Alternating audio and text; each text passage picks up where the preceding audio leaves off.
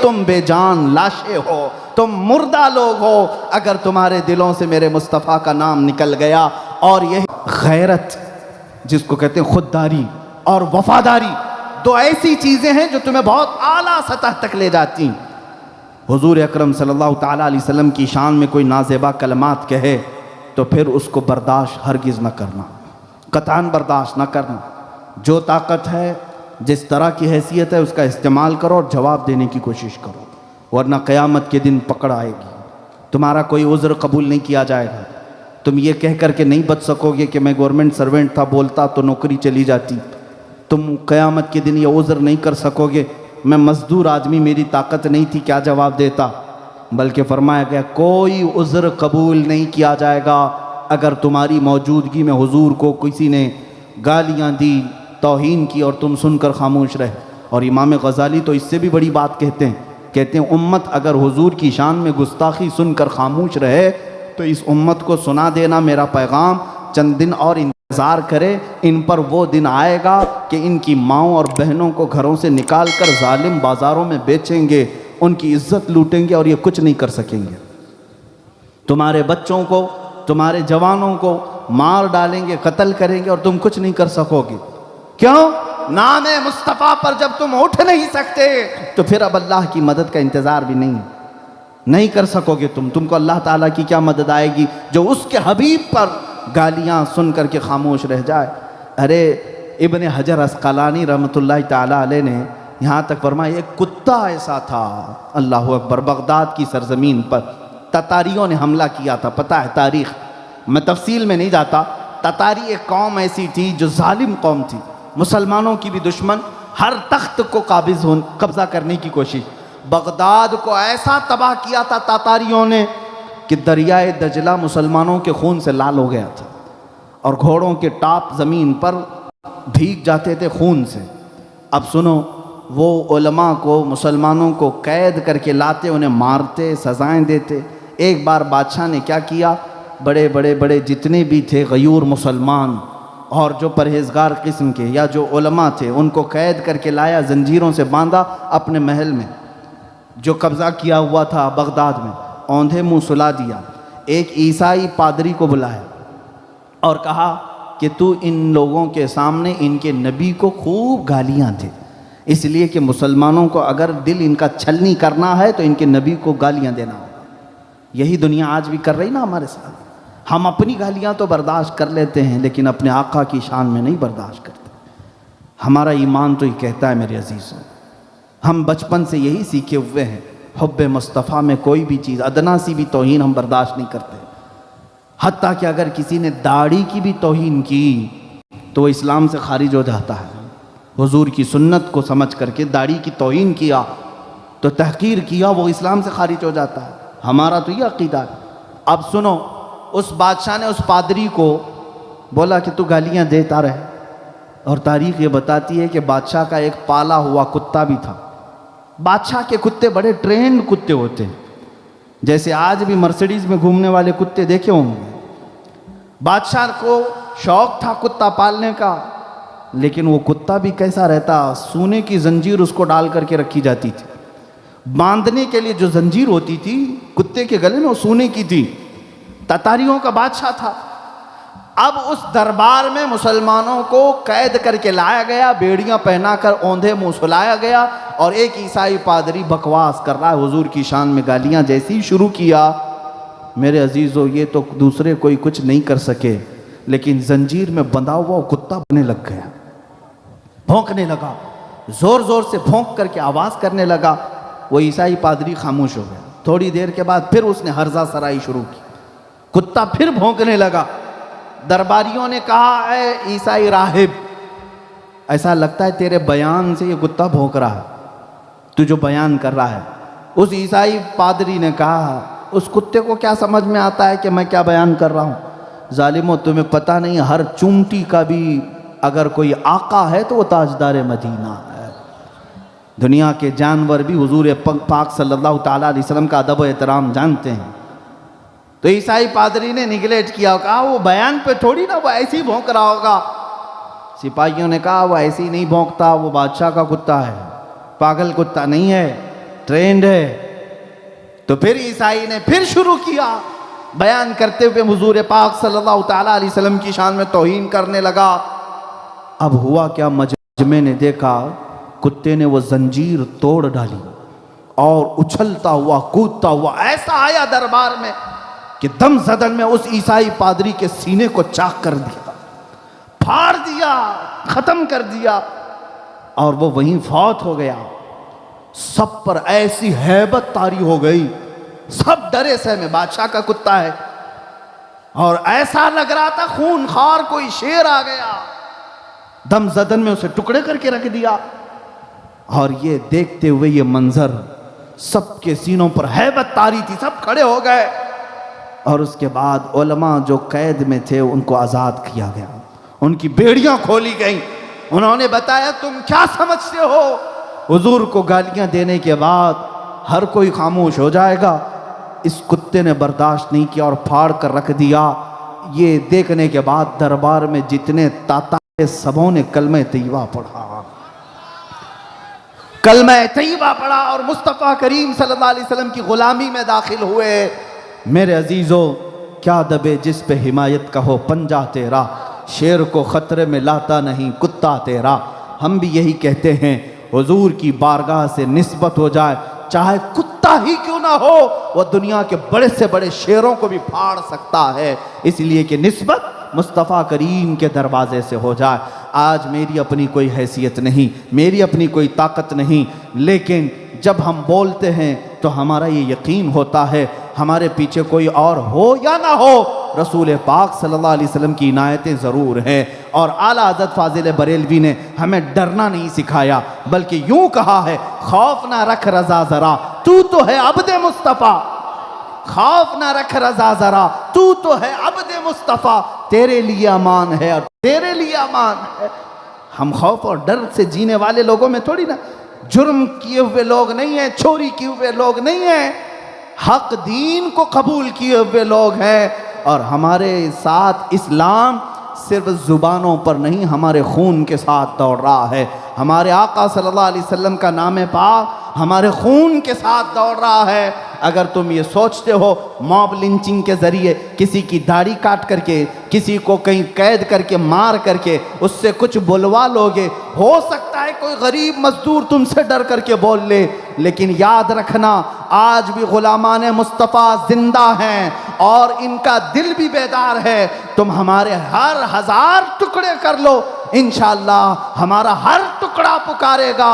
हमारे टुकड़ों में अगर कोई बसा है तो वो नाम मोहम्मद बसा है। मुस्तफ़ा करीम सल्लल्लाहु अलैहि वसल्लम की मोहब्बत हमारे साथ है। मेरे अजीज़ों, दुनिया ने ये पहले भी आजमा करके देख लिया, आज भी कर रही है। मैं तुम्हें मजबूत करने आया हूँ। ऐ जवानों, इतने मजबूत हो जाओ कि तुम्हें कोई ख़रीद ना सके, बल्कि यूँ कहो हम अब हमारी हैसियत ये है कि पहले तो हमारी कोई हैसियत नहीं थी, हमें कोई जानता नहीं था। जैसे मैं खुद अपने लिए भी ये कहता हूँ, मैं फ़ख्र के साथ ये कहता हूँ, कलकत्ता के शहर में रहने वाले लोगों का मुझसे क्या ताल्लुक़ है, मैं यहाँ कौन सी रिश्तेदारी रखता हूँ, कुछ भी नहीं, लेकिन मेरी इज़्ज़त करते हैं लोग, मेरे साथ मोहब्बत का मामला करते हैं। आँखों पे बिठाया, सर पे उठाया और ताज पहनाया, मिंबर पर बिठाया। ये सारी इज़्ज़तें क्यों दे रहे हो मुसलमानों, ये सारी हैसियतें मुझे क्यों दे रहे हो? फिर मुझे ये कहना पड़ेगा, जब तक बिके न थे तो कोई पूछता न था, जब तक बिके न थे तो कोई पूछता न था। या रसूल अल्लाह, तुमने खरीद कर हमें अनमोल कर दिया, तुमने खरीद कर हमें अनमोल कर दिया। एक बार अपने आप को उस बाजार मुस्तफ़ा में बेच करके तो देखो, मौला फिर तुम्हें कहाँ पहुँचाता है। एक अरब ने आदमी का बोल बाला कर दिया, खाक के जर्रों को हमदोशे सुरैया कर दिया। खुद न थे जो राह पर औरों के हादी बन गए, क्या नजर थी उसकी जिसने मुर्दों को मसीहा कर दिया। उसी रसूल पाक सल्लल्लाहु तआला अलैहि वसल्लम ने एक बार नजर इनायत फरमाई तो हर एक को बहुत बुलंदी तक पहुंचा दिया। शर्त यह है कि वफादार रहो और खुददार रहो। ये दो चीज़ें तुमसे कोई ख़रीद ना सके, ये दो चीज़ों का कभी तुम सौदा ना कर सको। वफादारी में क्या बगदाद के उस कुत्ते की तरह हम हैं जिसको इब्न हजर अस्क़लानी ने लिखा है, वो कुत्ता हुजूर की तौहीन बर्दाश्त ना कर सका और सामने आकर के फाड़ करके रख दिया। है मेरे अजीजों, मैं अपने तई ये कहता हूँ, मुझ जैसी 1000 जिंदगियां कुर्बान हैं उस कुत्ते पर जिसने मुस्तफ़ा करीम के खिलाफ सुनना पसंद नहीं किया। ऐ मेरे अजीजों, जिंदगी हो तो ऐसी हो कि हुजूर के साथ वफादारी करे, मदीने की उन खवातीन की तरह कि जो मैदान जंग में आती और हुजूर पाक सल्लल्लाहु तआला अलैहि वसल्लम पर अपना सब कुछ लुटा दिया। एक खातून तो मदीने की ऐसी आई, उनको रास्ते में किसी ने कहा, खातून तुझे मालूम है तेरा बेटा शहीद हो गया उहद में? उन्होंने इन्ना लिल्लाह पढ़ा और आगे बढ़ गई।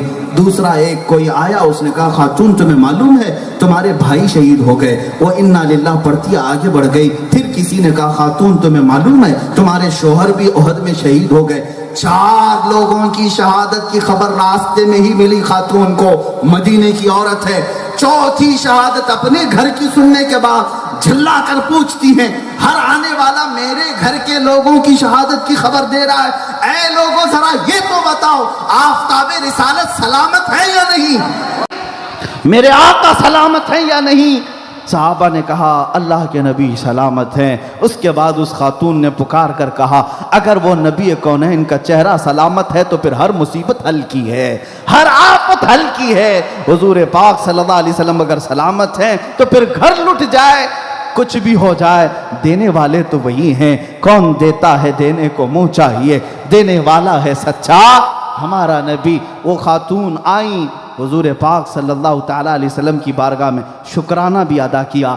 एक खातून मदीने से ऐसी आई, एक खातून ऐसी आई कि उहद में आने के बाद उनसे कहा गया तुम्हारा बेटा शहीद हो गया। हुजूर से आकर पूछती, या रसूल अल्लाह, इजाज़त हो तो मैं अपने लाल को देख लूँ, मैं अपने जवान की लाश को देख लूँ? बगैर इजाज़त के नहीं। वो मातम करने वाली, नोचने वाली, कपड़े फाड़ने वाली नहीं। मदीने की वफादार खवातीन कौन थी? यहाँ वो औरतें भी सुन लें जो अपने बेटों की बेड़ियां बनकर बैठी हुई हैं या उनके कदमों को रोक करके रखी हुई हैं। कहाँ जा रहा है तेरा करियर? तबाह हो जाएगा, बर्बाद हो जाएगा। कहाँ नामूस रिसालत की बात कर रहा है? माज़अल्लाह, आज कुछ लोगों के घरों में ये बातें आने लग गई। मौलाना इस तरह की सख्त तकरीरें कर रहे हैं, उनकी बातों में ना आ जाना, उनकी बातों में ना आ जाना, कहीं जंग हो जाएगी, झगड़े हो जाएंगे, मारे जाएंगे, काटे जाएंगे, हमारा कौन? फिर जिस्म को पलटाया, सीना देखा, फिर सजदे में गिर गई और अल्लाह की बारगाह में शुक्राना अदा किया। आंसुओं के 2 कतरे निकले होंगे बस। किसी ने पूछा, खातून मदीने की, ए बड़ी बी, ये क्या कर रही थी अपने बेटे के साथ? अब जो बात मैं कहने जा रहा हूँ वो ये कहती है, मैंने अपने बेटे से कहा था जंग में जा रहा है किसी और के साथ नहीं, रसूलुल्लाह के साथ जा रहा है, मेरे आका के साथ जा रहा है। वफादार ऐसा बन करके रहे कि दुश्मन अगर गालिब भी आ गए, मैदान छोड़कर नहीं भागना, मैदान छोड़कर नहीं जाना। मैंने इसको वसीयत की थी, अपने बेटे को समझाया था कि अगर तू मैदान छोड़कर भागते हुए मारा गया तो मैं अपना दूध भी माफ नहीं करूंगी, मैं अपना दूध नहीं माफ करूंगी। मैं इस बच्चे को ये वसीयत की थी अपने घर से निकलने के वक्त। और मुझे जब खबर मिली कि मेरा बेटा शहीद हो गया तो सबसे पहले मैंने आकर इसकी पीठ टटोल करके देखा कि कहीं ये भागते हुए तो नहीं मारा गया।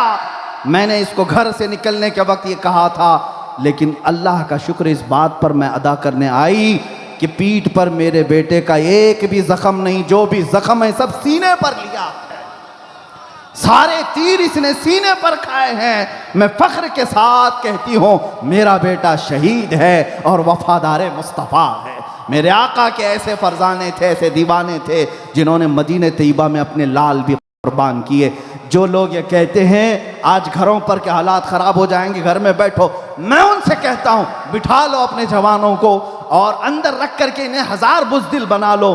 तुम अगर नाम मुस्तफ़ा पर अगर इन्हें जाने के लिए रोकती हो तो चंद दिन इंतजार करना, जब ये दरिंदे तुम्हारी इज्जतों को नोचेंगे तब भी ये बुज़दिल तुम्हें देखता खड़ा रहेगा, कुछ नहीं कर सकेगा, कुछ नहीं कर सकेगा। इसलिए कि जो रसूल पाक के लिए गैरत नहीं जिंदा हो सकी, उसकी अपनी माँ और बहन के लिए क्या गैरत जिंदा हो सकेगी? एक बात याद रख लेना, यह हम मुसलमान हैं, हमारा सब कुछ रसूल पाक की ज़ात से वाबस्ता है। इकबाल ने कहा था, आबरू मा ज़नाम मुस्तफ़ा अस्त, हम सब की इज्जत व आबरू किस नाम से है? नाम मुस्तफ़ा से है। अजीज़ान गिरामी, इसी पर मैं आप सबको समेटते हुए इस बात का मैसेज दे जाऊं कि हुजूर अकरम सल्लल्लाहु ताला अलैहि वसल्लम की ज़िंदगी पाक को अगर तुमने करीब नहीं लाया, उनके अखलाक, उनके किरदार, उनके अमाल को, तो ये दुनिया तुम्हारे साथ वही हशर करेगी जो आज उन लोगों के साथ कर रही है, दूसरों के साथ कर रही है। इसलिए मैं पैगाम ये देता हूँ, मेरे मुर्शिद गिरामी हुजूर ताजुल शरिया रहमतुल्लाहि ताला अलैह का अक्सर मैं अपनी हर तकरीर का खुलासा इसी को बताता हूँ जो उन्होंने अपनी ज़िंदगी में कहा था, ज़िंदगी ये नहीं किसी की किसी के लिए, ज़िंदगी है नबी की नबी के लिए। ना समझ मरते हैं ज़िंदगी के लिए, जीना मरना है सब कुछ नबी के लिए। और ताजदार अहले सुन्नत, इमाम अहले सुन्नत फाजिल बरेलवी, इमाम अहमद रज़ा ख़ान फाजिल बरेलवी अपनी पूरी ज़िंदगी में हमें एक दर्स ऐसा अजीम दिया। वो क्या है?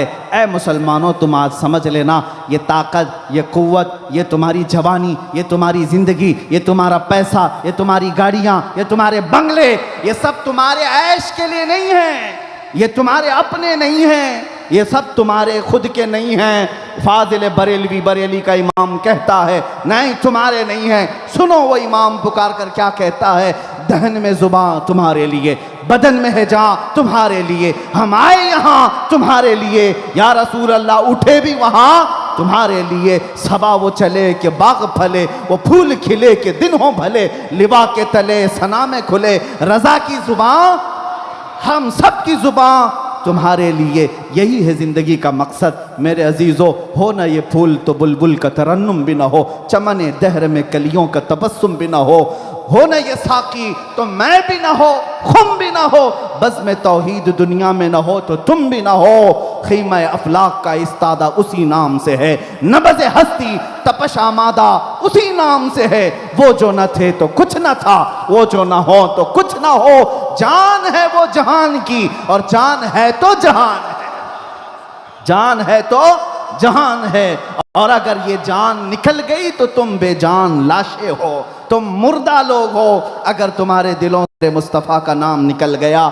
और यही इकबाल के शेर से गुफ्तगू को ख़त्म करता हूँ जो उसने मैसेज दिया था कि मोहम्मद से वफ़ा तूने तो हम तेरे हैं, ये जहाँ चीज़ है क्या लौह कलम तेरे हैं। ऐ मुसलमान दुनिया को बता दे किस ताकत से, कौन सी ताकत से, दुनिया को क्या बताएगा? क़ुव्वत इश्क से हर पस्त को बाला कर दे, दहर में नाम मोहम्मद से उजाला कर